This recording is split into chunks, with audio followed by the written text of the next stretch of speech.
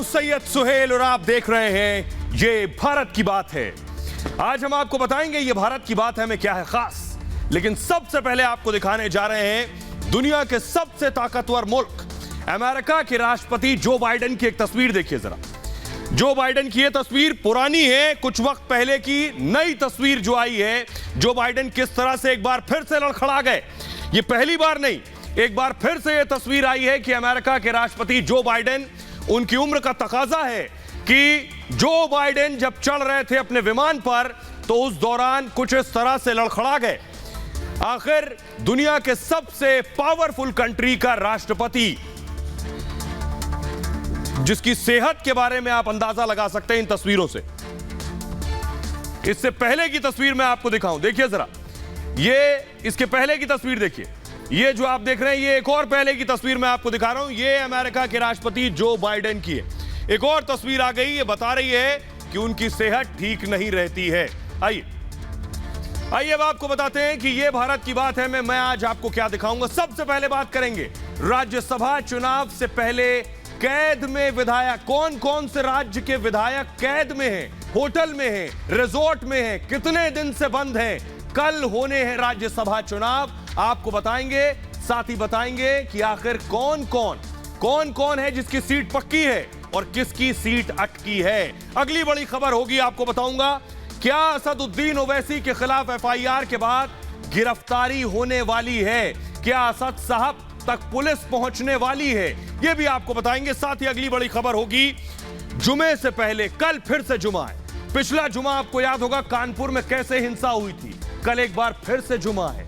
फिर से क्या कुछ ऐसा हो सकता है जिसकी वजह से पुलिस अभी से अलर्ट पर है। कानपुर का माहौल क्या है ये आपको बताऊंगा। अगली बड़ी खबर होगी राहुल गांधी को ईडी ने समन किया था, पहुंचे नहीं। सोनिया गांधी को बुलाया था, पहुंची नहीं। अगली डेट ले लिए, लेकिन राहुल गांधी ईडी के समन पर तो नहीं पहुंचे, लेकिन अब ईडी दफ्तर के बाहर प्रोटेस्ट करने पहुंचेंगे पूरी कांग्रेस कार्यकर्ताओं के साथ। कब, ये आपको बताऊंगा। अगली बड़ी खबर होगी देश का अगला राष्ट्रपति कौन बनेगा। तारीखों का आज ऐलान हो गया, 18 जुलाई तारीख है, तो कौन हो सकता है देश का अगला राष्ट्रपति आपको बताएंगे। लेकिन सबसे पहले हेडलाइंस।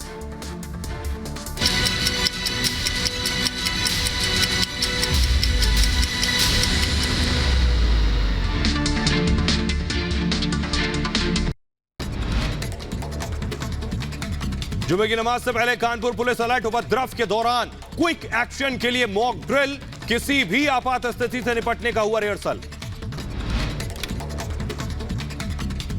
जुमे से पहले कानपुर में पुलिस का फ्लैग मार्च, हिंसा प्रभावित इलाकों में शाम को कमिश्नर की अगुवाई में पुलिस ने किया मार्च। कानपुर हिंसा का मास्टरमाइंड जफर हाशमी को लेकर बड़ा खुलासा, हूटर लगी कार में घूमता था जफर हाशमी, 4 लोगों के साथ हूटर वाली गाड़ी में घूमने का वीडियो आया सामने। कानपुर हिंसा मामले में एक और गिरफ्तारी, मोहम्मद कैफ नाम के आरोपी को किया गया गिरफ्तार, पोस्टर में 26वें नंबर का है आरोपी। कानपुर हिंसा को लेकर एक्शन में पुलिस, 2 बिल्डर की जांच होगी। हयात जफर का भदोही में चल रहा था कालीन का कारोबार, कानपुर के काकादेव में भी है हॉस्टल। उन्नाव में बंदी के पोस्टर वायरल होने के बाद police alert, additional SP Shashi Shekhar Singh ने फोर्स के साथ किया फ्लैग मार्च, संवेदनशील इलाकों में पीएसी की टुकड़ियां तैनात। हापुड़ में सोशल मीडिया पर अफवाह फैलाने को लेकर police alert, WhatsApp, Facebook, Twitter पर पुलिस की पैनी नजर। हापुड़ की सोशल मीडिया सेल ने तय की एडमिन की जिम्मेदारी। यूपी की राजधानी लखनऊ में पुलिस अलर्ट, प्रशासन ने जिले में लागू किया धारा 144, लोगों को कानून का पालन करने के निर्देश दिए। लाउडस्पीकर के खिलाफ योगी का एक्शन जारी है, अब तक उतारे गए 72,509 लाउडस्पीकर, स्कूलों को दिए गए 13,000 से ज्यादा लाउडस्पीकर। यूपी में बड़ा प्रशासनिक फेरबदल, 17 आईएएस अधिकारियों के हुए तबादले, मेरठ, प्रयागराज और झांसी के नगर आयुक्त बदले गए। एमआईएम के अध्यक्ष असदुद्दीन ओवैसी के खिलाफ दिल्ली के साइबर थाने में मुकदमा दर्ज, ओवैसी पर भड़काऊ बयान देने का आरोप, ओवैसी को नोटिस भेजेगी पुलिस। दिल्ली में एमआईएम कार्यकर्ताओं का हंगामा, पुलिस ने कई प्रदर्शनकारियों को हिरासत में लिया। दिल्ली के मंत्री सत्येंद्र जैन मनी लॉन्ड्रिंग मामले में कोर्ट ने 5 दिन और बढ़ाई रिमांड, जैन पर मनी लॉन्ड्रिंग का आरोप है।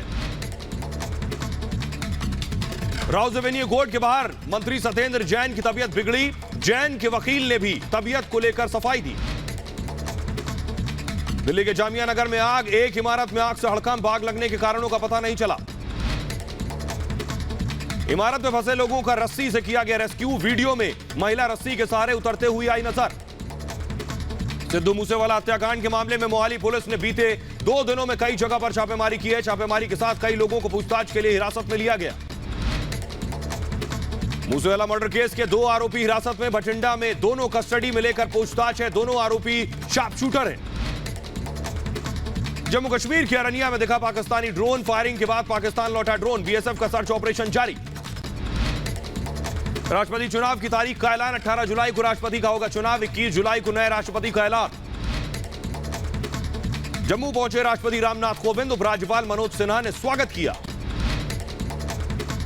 राजस्थान के उदयपुर से जयपुर पहुंचे कांग्रेस विधायक, कल होने वाले राज्यसभा चुनाव में होंगे शामिल। कांग्रेस ने बड़े नेताओं ने विधायकों को रिसीव किया। छत्तीसगढ़ के रायपुर से रवाना हुए कांग्रेस विधायक हवाई दस्ते रास्ते से पहुंचे हरियाणा, कल राज्यसभा की वोटिंग में लेंगे हिस्सा। बीजेपी के एमएलसी प्रत्याशियों ने किया नामांकन, सीएम योगी भी नामांकन कक्ष में मौजूद रहे। केशव प्रसाद मौर्य समेत 9 मंत्रियों ने किया नामांकन। बीजेपी के एमएलसी प्रत्याशियों ने किया नामांकन।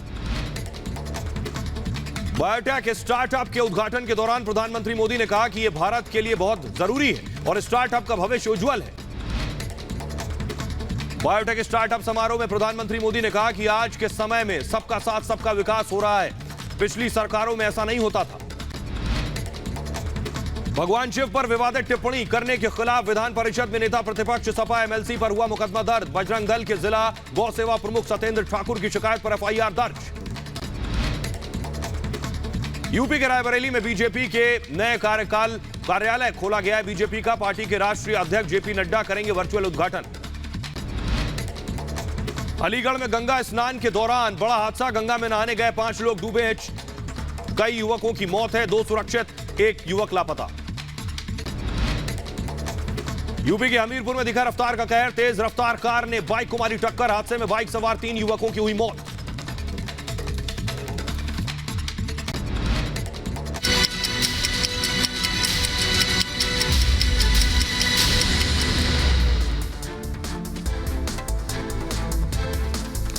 और आइए आपको बताते हैं आपके विधायक कहां हैं। आपके विधायक क्या होटल में कैद तो नहीं, ये मैं आज आपको बताने जा रहा हूं। दरअसल राज्यसभा चुनाव से पहले कई राज्यों के विधायक होटल में कैद हैं।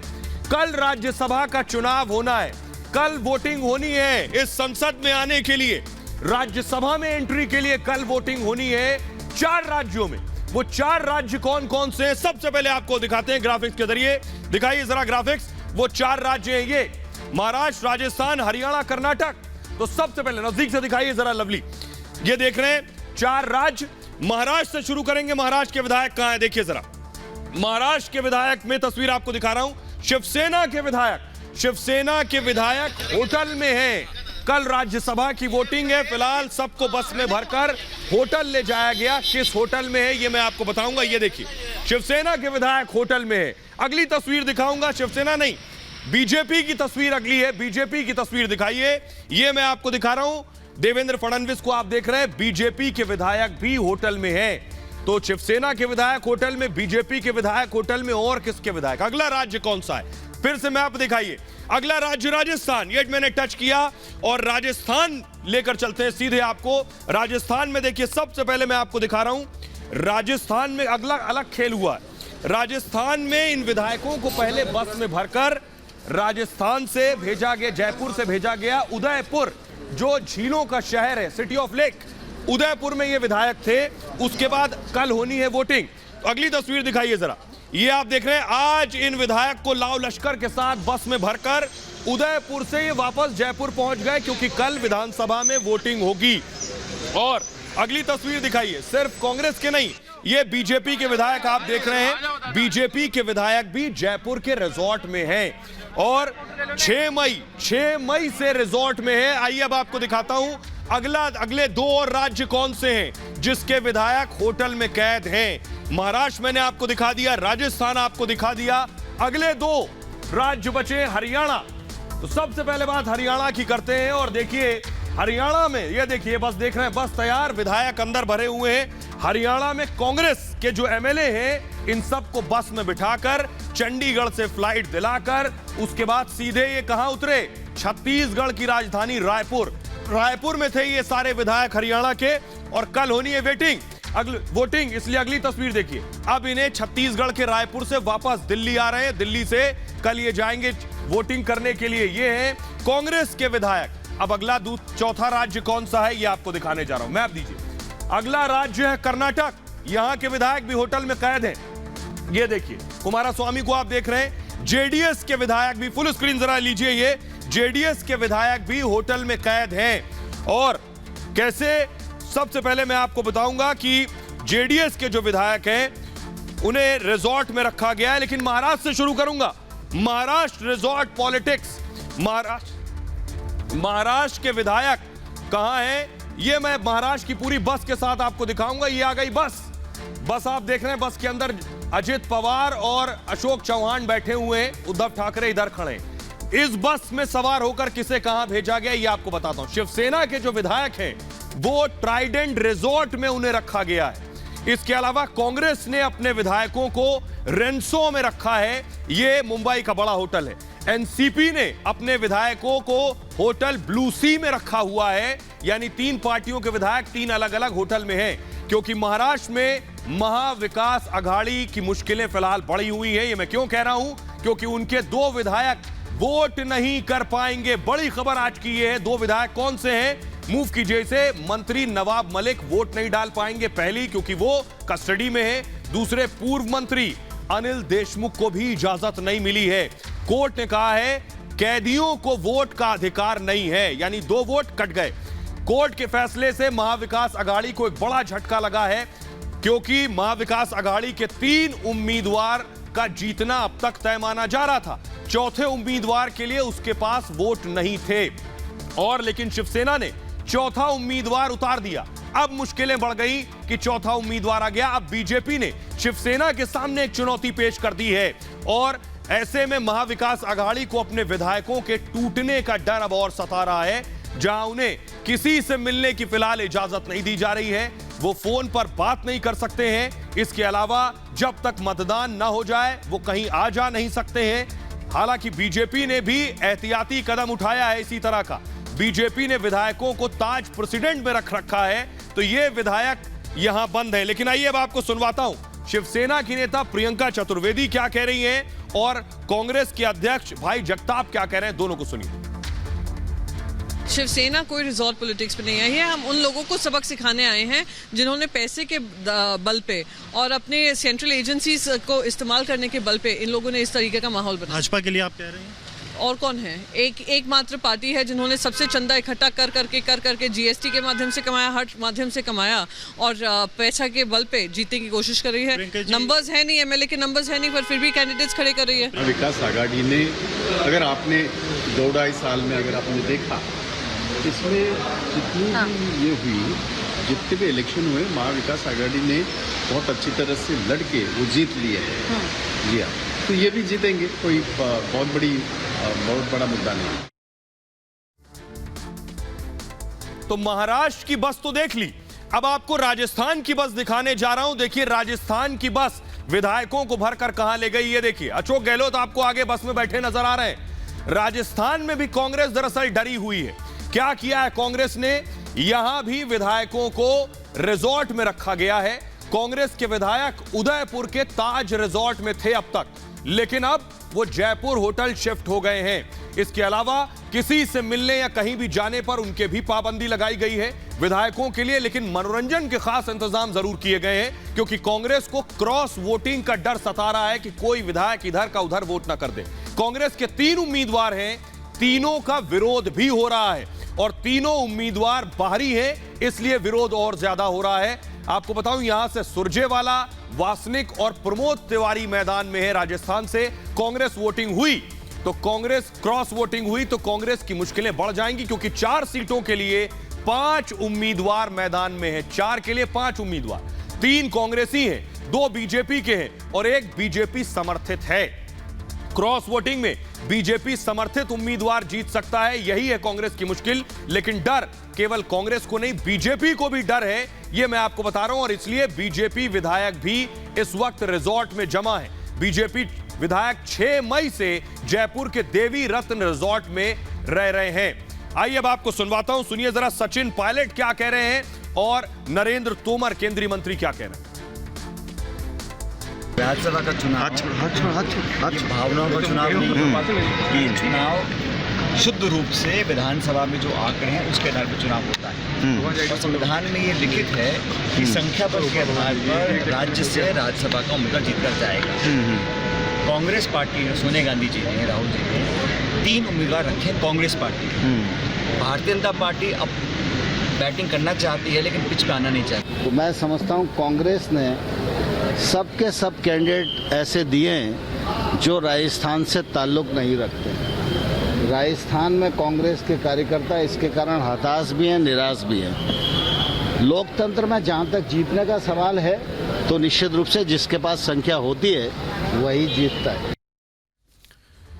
तो महाराष्ट्र की बस देख लिया आपने, राजस्थान की बस देख लिया आपने, अब आपको दिखाने जा रहा हूं हरियाणा की बस कब निकली। ये देखिए आ गई हरियाणा की बस, आगे आपको हुड्डा साहब नजर आ रहे हैं। हरियाणा में भी रिजॉर्ट पॉलिटिक्स चल रही है। बड़ी बात यह है, कांग्रेस के विधायक रायपुर में डेरा जमाए हुए थे। छत्तीसगढ़ जहां कांग्रेस की सरकार है, बड़ा आसान होता है इन पॉलिटिकल पार्टी के लिए, जहां हमारी सरकार हो वहीं विधायकों को भेजो, सुरक्षित समझा जाता है। इसलिए रायपुर भेजा गया था। रायपुर में कई दिनों से मौज मस्ती कर रहे थे विधायक और कई हजार के एक एक कमरे में ठहरे हुए थे विधायक। लेकिन अब वोटिंग के लिए फिलहाल चंडीगढ़ में पहुंचेंगे क्योंकि वहीं वोटिंग होनी है। लेकिन मुश्किल है यह है कि यहां भी पेच फंसा हुआ है। अब पेच क्या है देखिए जरा।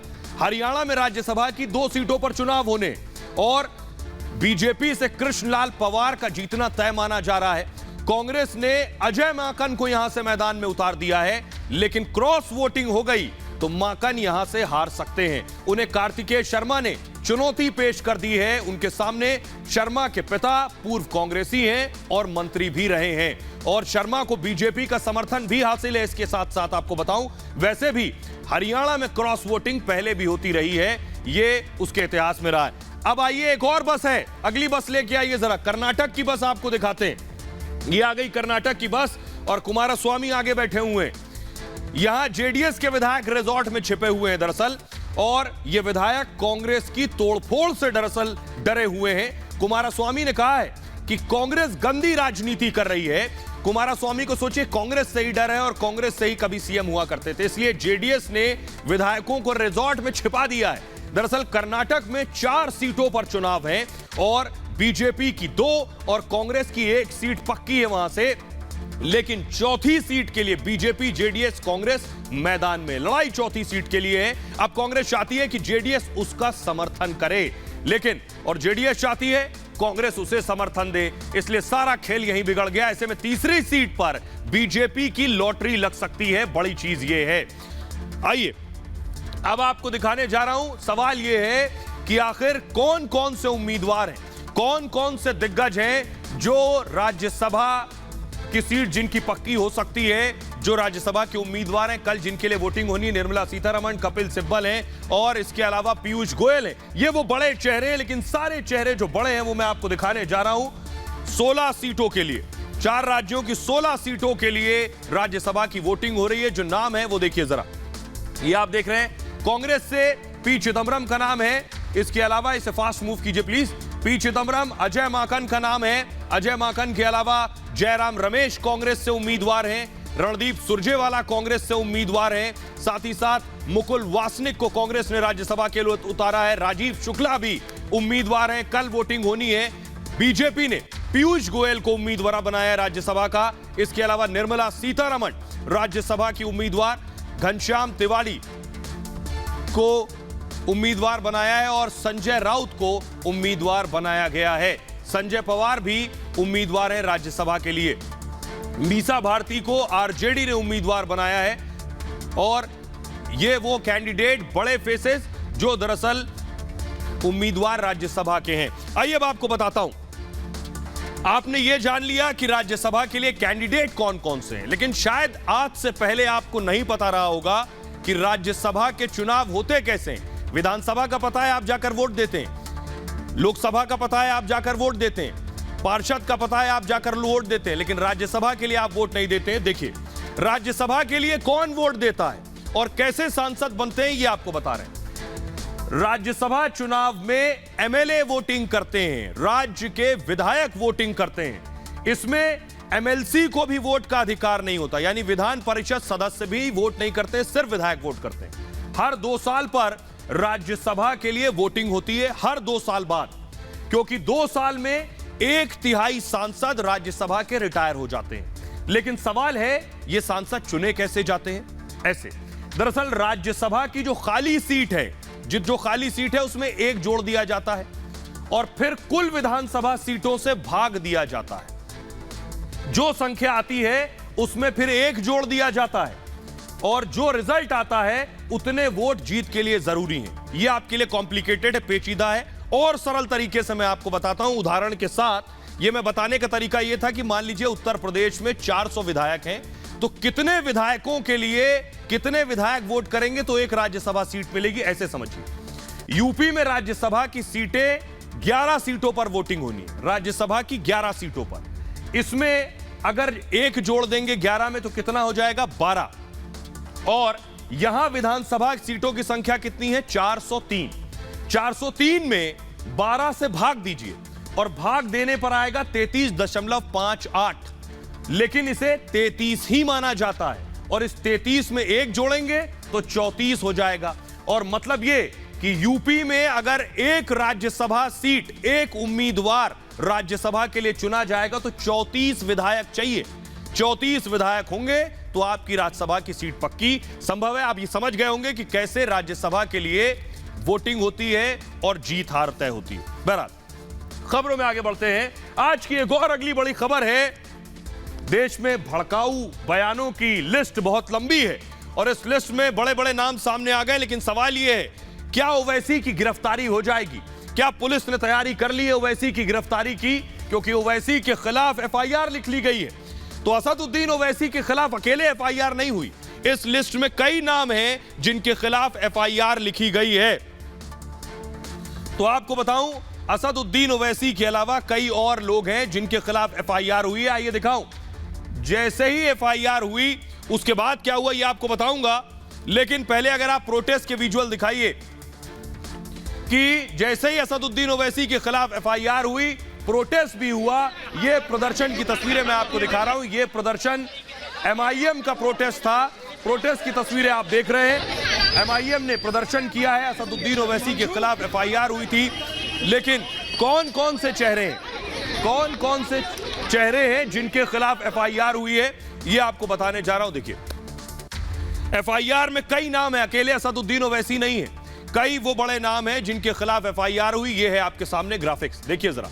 असदुद्दीन ओवैसी को आप देख रहे हैं। इसके अलावा नुपुर की तस्वीर आपको नजर आ रही है, सबा नकवी हैं, यती हैं, नवीन जिंदल हैं। इन लोगों के खिलाफ एफआईआर हुई है। तो धारा 153 के तहत एफआईआर हुई है, जिसका मतलब पूजा के स्थान पर गलत टिप्पणी करना।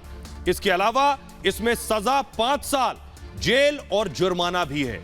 इसके अलावा अगली धारा देखिए, धारा 295 में एफआईआर हुई है, यानी धार्मिक स्थल का मजाक उड़ाना, और सजा 2 साल है और जुर्माना भी है इस धारा के तहत अगर दोष साबित होता है। धारा 305, 2 समुदायों में जहर फैलाना। 505, धारा 505, 2 समुदायों में जहर फैलाना, 2 साल जेल और जुर्माना।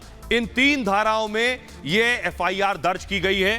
भड़काऊ पोस्ट को लेकर यह कार्रवाई हुई है। आपको बताऊं, कई संस्थाओं को नोटिस भेजा गया है इसके लिए बाकायदा। इन संस्थाओं की भूमिका की जांच हो रही है और दिल्ली पुलिस ने 2 केस दर्ज किए हैं और इन 2 केस में लगभग 31 से 32 लोगों के नाम हैं। आईएफएसओ यूनिट ने मामला दर्ज किया है। ये पहला मामला नुपुर शर्मा पर दर्ज है और इसके अलावा दूसरे केस में 31 आरोपी नामजद हैं।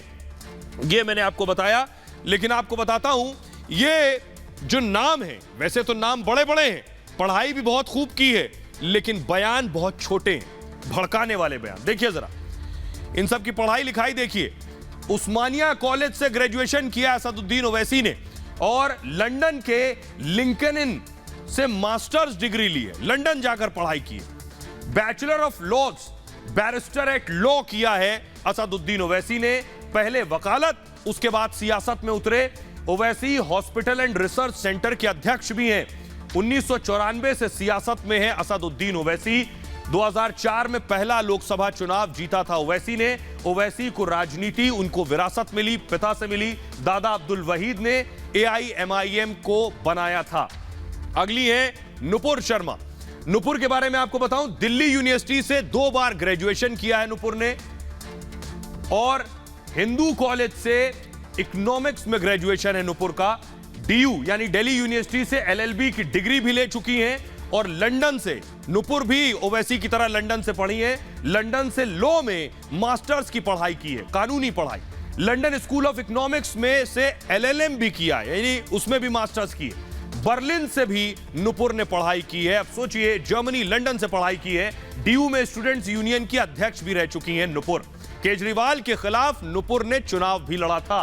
अगले हैं यति, इनको पहले भी देखा होगा आपने। डासना मंदिर के पुजारी हैं। दरअसल ये हिंदू धर्म में महामंडलेश्वर का दर्जा इन्हें प्राप्त है। मुस्लिमों पर अभद्रता का आरोप इनके ऊपर लगा।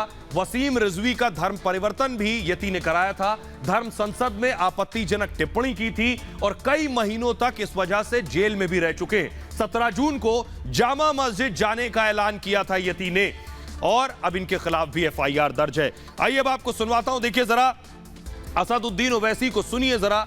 उनके बयानों की वजह से उनके खिलाफ FIR हुई।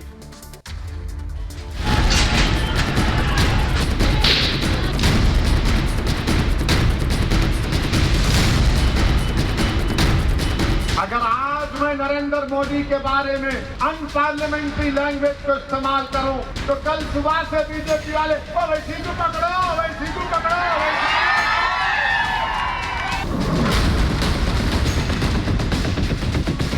इसका काम यह है कि जो पत्थर फेंकता उसको उठाओ आप, मगर यहां पर नहीं, यही लोग किए,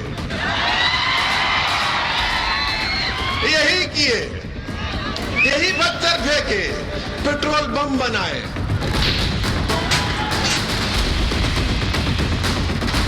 गाय के नाम पर पीटा गया, कौन जिम्मेदार है? दाढ़ी के नाम पर मारा गया, कौन जिम्मेदार है? सर पर टोपी पहनने पर मारा गया। मुगल मुगल मुगल औरंगजेब, शाहजहां, अकबर, अरे उसके ऊपर भी तो जाओ। जुल्म करने वालों, याद रखो, आज तुम इख्तिदार के नशे में चूर होकर।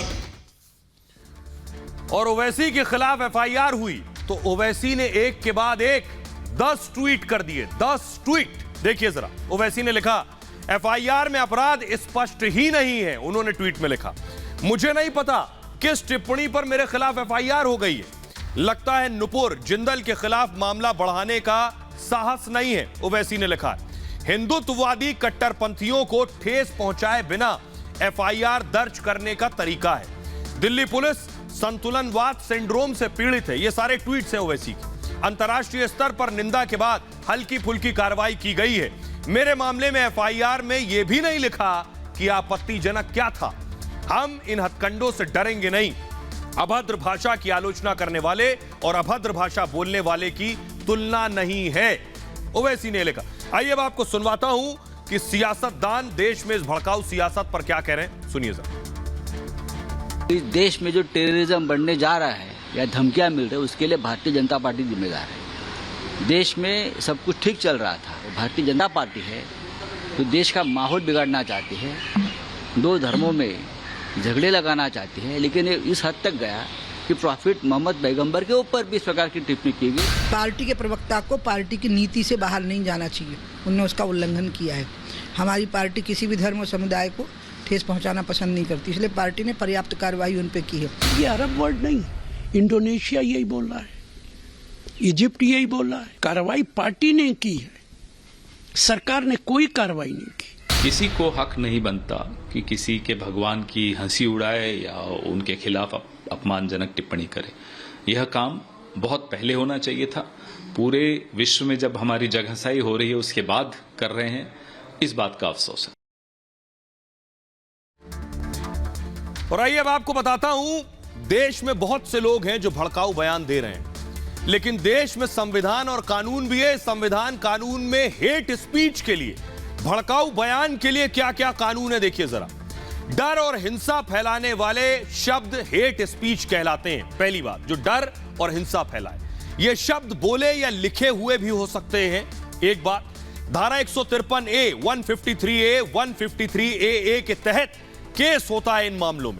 153A, धर्म जाति के आधार पर दो समूहों की दुश्मनी बढ़ाना और सौहार्द बिगाड़ना 153A है। धारा 153A में 3 साल जेल और जुर्माने का प्रावधान है। इसके अलावा धार्मिक स्थल या सभा में टिप्पणी पर 5 साल की जेल हो सकती है। कई मामलों में धारा 505 को भी जोड़ा जाता है, जो ओवैसी के मामले में भी जोड़ा गया। धारा 505 के तहत भड़काऊ बयान देना अपराध है और धारा 505 एक समुदाय को दूसरे के खिलाफ अपराध को उकसाना इस श्रेणी में आता है। धारा 505 में 3 साल की कैद की सजा का प्रावधान है। इसके अलावा धारा 505 के तहत घृणा द्वेष फैलाने वाले बयान देना सख्त अपराध है।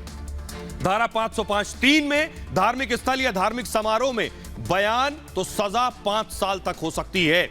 2017 में हेट स्पीच पर अलग से धारा जोड़ने की बाकायदा सिफारिश की गई थी और हर साल हेट स्पीच के मामले लगातार बढ़ रहे हैं। देखिए कितने केस हुए और कितने को सजा हुई। 2014 में 19 मामलों में ट्रायल चला था, सिर्फ 4 को सजा हुई थी 2014 में। 2019 में 159 मामलों में ट्रायल हुआ और 42 मामलों में सजा हुई थी हेट स्पीच में। 2020 में 186 मामलों में ट्रायल हुआ, 38 मामलों में सजा हुई थी। यह है हेट स्पीच का आंकड़ा। बहरहाल आगे बढ़ते हैं और आज की एक और बड़ी खबर है। राहुल गांधी को पिछले दिनों ईडी ने बुलावा भेजा था, समन भेजा था, लेकिन राहुल गांधी गए नहीं, विदेश में थे। सोनिया गांधी को कोरोना हो गया। अब हुआ क्या, राहुल समन से तो भाग गए, लेकिन अब उस ईडी के सामने, दफ्तर के सामने ड्रामा और प्रोटेस्ट की तैयारी कांग्रेस ने कर ली है। फुल स्क्रीन जरा तस्वीरें लीजिए और आइए आपको बताता हूं कि राहुल का ड्रामा प्लान है क्या। तो यह है राहुल का ड्रामा प्लान कि प्रवर्तन निदेशालय का जो दफ्तर देख रहे हैं, इसमें बुलावा भेजा गया, लेकिन राहुल गए नहीं। पिछली बार नेशनल हेराल्ड केस में राहुल की पेशी, दोबारा बुलावा भेजा गया है, दोबारा जाना है राहुल को ईडी के सामने। 13 जून को राहुल की पेशी होनी है। ईडी ने, इन्फोर्समेंट डायरेक्टरेट ने 2 जून को पेश होने को कहा था, लेकिन राहुल गांधी विदेश में थे, देश से बाहर होने की वजह से पेश नहीं हुए राहुल। और 13 जून को कांग्रेस की शक्ति प्रदर्शन की तैयारी है अब, यानी राहुल गांधी कुछ इस तरह से, ये जो आप देख रहे हैं, ईडी के दफ्तर में बैठे होंगे और बाहर कांग्रेसी ऐसे प्रदर्शन कर रहे होंगे। ये 2 तस्वीरें 13 तारीख को आपको देखने को मिलेंगी। राहुल के पूछताछ के दिन कांग्रेस का विरोध प्रदर्शन भी है और कांग्रेस प्रदेश अध्यक्ष, महासचिवों की बाकायदा बैठक हुई है और राज्यों के कांग्रेस प्रभारी भी इस बैठक में शामिल हुए हैं। तैयारी यह है, वीडियो कॉन्फ्रेंसिंग के जरिए यह बैठक हुई है। तैयारी यह, सूत्रों के मुताबिक सभी सांसदों को बुलाया गया इस बैठक में। सोनिया को भी ईडी ने समन भेजा था। सोनिया गांधी को कोरोना हो गया, कोरोना संक्रमित होने की वजह से वो ईडी में पेश नहीं हुई है। आगे की तारीख उन्हें मिलेगी, लेकिन आपको बताऊं, कांग्रेस 13 तारीख को ऐसे प्रदर्शन कर रही होगी और राहुल गांधी ईडी के सामने पेश हो रहे होंगे। यहां भी वो विक्टिम कार्ड खेलना चाहते हैं। आइए अब आपको सुनवाता हूं, बीजेपी प्रवक्ता गौरव भाटिया राहुल गांधी के इस तैयारी पर पलटवार कर रहे हैं, सुनिए जरा। ये वो भ्रष्टाचारी गांधी परिवार है जिसने हमेशा देश को लूटा है और अब आज जब जांच हो रही है और इनको जांच में जाकर ये दिखाना चाहिए कि इनकी आस्था कानून में है, ये डरे हैं, घबराए हैं, थर-थर कांप रहे हैं। एक भ्रष्टाचारी डरे, थर-थर कांपे और घबराए तो ये लोकतंत्र के लिए अच्छा संकेत है।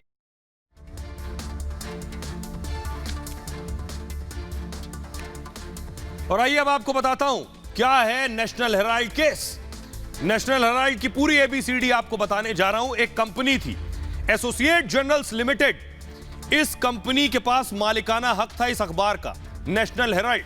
इस अखबार के बारे में आपको बताऊं, पंडित नेहरू ने इस नेशनल हेराल्ड की स्थापना की। इसके बाद कांग्रेस का यह मुखपत्र बन गया। जो कांग्रेस सोचती थी वही इस अखबार में लिखा जाने लगा। 2008 में इसका प्रकाशन बंद हो गया।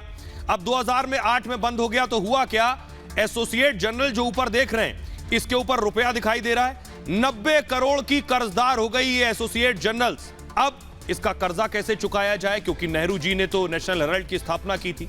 एक और कंपनी बनी, देखिए जरा, यंग इंडियन लिमिटेड के नाम से कंपनी बनाई गई। इसका मालिक कौन था, देखिए, मूव कीजिए। नई कंपनी जो बनी, इसके सोनिया और राहुल 38% की हिस्सेदारी थी यंग इंडियन लिमिटेड की। सोनिया और राहुल ने क्या किया, एसोसिएट जर्नल तो देखिए इधर कर्जदार हो रखी है, इन्होंने क्या किया, कर्जा चुकाने के लिए 90 करोड़ रुपए कांग्रेस के फंड से ले लिए। उसके बाद कांग्रेस ने बाद में एसोसिएट जर्नल्स के सारे शेयर खरीद लिए उस 90 करोड़ के। यंग इंडियन ने, जो कंपनी राहुल सोनिया की थी, इसका सारे शेयर खरीद लिए और जो कांग्रेस के फंड से पैसा लिया था वो लोन माफ हो गया। नवंबर 2012 को सुब्रमण्यम स्वामी ने केस किया बाकायदा। इसमें केस में राहुल और सोनिया को आरोपी बनाया गया। पार्टी फंड से 90 करोड़ का कर्ज लेने का आरोप है। जो पार्टी का फंड होता है उसे आप निजी तौर पर इस्तेमाल नहीं कर सकते हैं। पार्टी फंड का पैसा निजी कंपनी में इस्तेमाल किया गया। एजेएल एसोसिएट जर्नल्स के 9 करोड़ शेयर इन्होंने ले चुके थे, 9 करोड़ शेयर ले लिए। कर्ज के बदले संपत्ति हड़पने का आरोप लगाया और 2000 करोड़ की संपत्ति हड़पने का आरोप जो एसोसिएट जर्नल्स की हुआ करती थी। गांधी परिवार ने 50 लाख रुपए दिए, स्वामी का यह आरोप है। और जून 2014 को सभी आरोपियों को बाकायदा सम्मन भेजा गया था। अगस्त 2014 को ईडी ने बाकायदा केस दर्ज किया और मई 2019 में 64 करोड़ की संपत्ति भी जब्त की गई। दिसंबर 2015 को सभी आरोपियों को जमानत भी दे दी गई इस मामले में। फिलहाल ये जमानत पर है, अगली पेशी 13 तारीख को राहुल की होगी। बहरहाल आगे बढ़ते हैं और आज की अगली बड़ी खबर है, कल है जुमा, कल है शुक्रवार। कानपुर में पिछले शुक्रवार को हिंसा हुई थी, तो इस बार जुमे की नमाज से पहले कानपुर अलर्ट पर है, डीएम अलर्ट पर है। कल भी जुमे की नमाज पढ़ी जाएगी। आपको बताऊं, जुमे की नमाज कल जरूर होने वाली है, लेकिन प्रशासन पूरी तरह से तैयार है। अगले ग्राफिक्स दिखाएंगे। कानपुर से कुछ दूरी पर है उन्नाव। अगला ग्राफिक्स दिखाइए जरा। उन्नाव, ये देख रहे हैं ग्राफिक्स, उन्नाव में बंद का आह्वान किया गया। ये देख रहे हैं, फुल स्क्रीन इस ग्राफिक्स को लीजिए जरा। कानपुर से कुछ दूरी पर है उन्नाव, ये आप देख रहे हैं, 18 किलोमीटर दूरी पर है। उन्नाव में बंद का आह्वान किया गया है उसी तरह से। आइए अब मैं आपको बताता हूं, तस्वीरें दिखाने जा रहा हूं। इसी वजह से कानपुर के डीएम पूरी तरह से मुस्तैद हैं। कानपुर के डीएम ने बाकायदा मीटिंग बुलाई है। ये देख रहे हैं आप, मीटिंग की तस्वीरें दीजिए प्लीज, इसको हटाइए। कानपुर के डीएम ने मीटिंग बुलाई है, वो तस्वीरें डीएम ये देख रहे हैं। कानपुर के जिलाधिकारी, नए जिलाधिकारी विशाख जी, जिन्होंने अभी ज्वाइन किया है, जो खासतौर पर योगी के करीबी थे, केरला के रहने वाले हैं, बीटेक किया है, इससे पहले जो है सीडीओ रहे। ये देख रहे हैं विशाख जी ने बाकायदा कानपुर की स्थिति पर ये मीटिंग की। अगली तस्वीर दिखाइए। बाकायदा फ्लैग मार्च किया गया है, ये देख रहे हैं आप, फ्लैग मार्च किया गया है। भारी संख्या में सुरक्षा बल और पुलिस बल को तैनात किया गया है। तो आपको बताता हूं, जुमे की नमाज से पहले अलर्ट जारी किया गया है बाकायदा, कि कहीं स्थिति फिर ना बिगड़ जाए। तो देखिए जरा तैयारी क्या है। यह है तैयारी। जुमे की नमाज से पहले उत्तर प्रदेश में अलर्ट जारी कर दिया गया है, प्रशासन को अलर्ट पर रखा गया है। लखनऊ, कानपुर समेत कई जिलों में फिलहाल अलर्ट है कल के लिए। लखनऊ, कानपुर में धारा 144 लागू कर दी गई है। साथ ही साथ कानपुर में पुलिस ने मॉक ड्रिल भी किया, वो तस्वीरें भी मैंने आपको दिखाई। वरिष्ठ पुलिस अधिकारियों ने फ्लैग मार्च किया है और कमिश्नर की अगुवाई में पुलिस का फ्लैग मार्च हुआ है बाकायदा। उन्नाव में पुलिस ने फ्लैग मार्च किया है, क्योंकि उन्नाव में बंद का आह्वान किया गया। मुजफ्फरनगर में पुलिस की मॉक ड्रिल हुई है बाकायदा और कानपुर में नए डीएम ने यह बैठक की है। आइए, किसी भी सूचना को हल्के में ना ले, पुलिस कमिश्नर का कहना है। आइए मैं आपको दिखाने जा रहा हूं कि जो कानपुर में हिंसा हुई, उस हिंसा के बाद जो पोस्टर जारी किए गए, ये देख रहे हैं 26 नंबर देख रहे हैं आप, इस 26 नंबर की भी गिरफ्तारी हो गई। अगली तस्वीर दिखाइए इसकी अरेस्ट की। 26 नंबर, ये जो आरोपी है, इसको भी अरेस्ट कर लिया गया है। तो आइए एक और मैं आपको दिखाने जा रहा हूं, अगली तस्वीर दिखाइए जरा। जब बुलडोजर की बात सामने आई तो इमाम कुद्दूस ने कहा था बुलडोजर चलेगा, तो कफन तक की बात कर दी थी। आज इमाम साहब ने यू टर्न ले लिया है। जरा दोनों बयान सुनिए इनके। ये बिल्कुल जायज़ बात है कि एक तरफा कार्रवाई हो रही है। 90%, 95% मुसलमानों की गिरफ्तारी हो रही है, 2-4% में उनकी हो रही है। उसकी कोई हैसियत नहीं। 10% में उनकी मान लीजिए, चलते चलते उठा ली। बेगुनाहों की गिरफ्तारियाँ ज़्यादा हो रही हैं। वो नवैयत दूसरी थी, यहाँ की नवैयत शहर की दूसरी है। अगर ये इस तरह की कोई कदम उठाए गए तो फिर सर पे कफन बांध के लोग निकल भी आएंगे मैदान में। ज़्यादा दिन इंतज़ार नहीं कर पाएंगे। अब ज़्यादती की इंतहा, सब्र का इंतहा हो रही है। हमें यही करना, जब हमें रहने नहीं देना, हमारे बच्चों को पकड़ना, गिरफ्तार करना, जुल्म ज़्यादती करना, घर तोड़ देना, तो ठीक है, मरने के लिए तैयार है ना। अब तो हम सब पे कफन बांध के निकलने आ रहे। कोई भड़काऊ बयान नहीं। अब हमारे साथ जो है वाक़ई हादसा, हमारे पर हमला किया गया, तो क्या मैंने कोई भड़काऊ बात कर ली? या मैंने तो उसी टाइम बयान दे करके माफ़ कर दिया था। कभी इंसान है, कभी गुस्से में तोला, कभी माशा, कभी छाई, कभी धूप, ये तो इंसान से होता रहता। लेकिन हमेशा हम लोग तो शांति के पैगंबर रहे। हमें तो हमेशा अमन शांति के पैगंबर रहे, ये तो होता ही रहता है। तो कभी अगर 2 शब्द मैंने आपसे ज़्यादा कह दिया तो आप भाई हमारे, और कभी छोटे भाइयों को नहीं कहेगा तो क्या कहेगा यार। चलिए, इमाम साहब ने सही किया, यू टर्न ले लिया। अगली बड़ी खबर आपको बताता हूं। अगली बड़ी खबर है, कौन बनेगा देश का अगला राष्ट्रपति, कौन बनेगा देश का अगला महामहिम। आज चुनावों की तारीखों का ऐलान हो गया। राष्ट्रपति रामनाथ कोविंद का कार्यकाल पूरा हो रहा है और आज बाकायदा प्रेस कॉन्फ्रेंस हुई और उस प्रेस कॉन्फ्रेंस में बताया गया कि कब चुनाव होने हैं। यह मैं आपको बताने जा रहा हूं कि कब वोटिंग होनी है। ग्राफिक जल्दी से दीजिए आप। ये आप देख रहे हैं कि कब वोटिंग होनी है। ग्राफिक दीजिए प्लीज। कौन बनेगा अगला राष्ट्रपति। 18 जुलाई को राष्ट्रपति चुनाव के लिए वोटिंग होने वाली है। 18 तारीख को वोटिंग होगी। 21 जुलाई को वोटों की गिनती होगी, काउंटिंग। 18 को वोटिंग, 21 को काउंटिंग। 24 जुलाई को खत्म हो रहा है राष्ट्रपति का कार्यकाल। 29 जून तक उम्मीदवारों का नामांकन होगा। चुनाव आयोग की कलम से ही दे सकते हैं वोट, और दूसरा कलम इस्तेमाल करने पर वोट अवैध हो जाएगा। ये बात बहुत कम लोग जानते हैं। 776 सांसद, 4033 विधायक वोट देंगे और कुल 4809 वोटर मतदान में शामिल होंगे। मतदान पूरी तरह से गुप्त रहेगा। वोटिंग की वीडियोग्राफी भी कराई जाएगी। उम्मीदवार बनने के लिए 50 प्रस्तावक जरूरी होंगे। राष्ट्रपति चुनाव में व्हिप लागू नहीं होगा। अब जरा सुनिए इलेक्शन कमीशन को। सीक्रेट बैलेट है। कोई भी पॉलिटिकल पार्टी अपने एमपीज और एमएलएस का कोई व्हिप इशू नहीं कर सकेंगे। And date on which a poll shall if necessary be taken is 18th of July 2022, and date on which counting, if required, shall be taken and result declared, that would be 21/7/2022.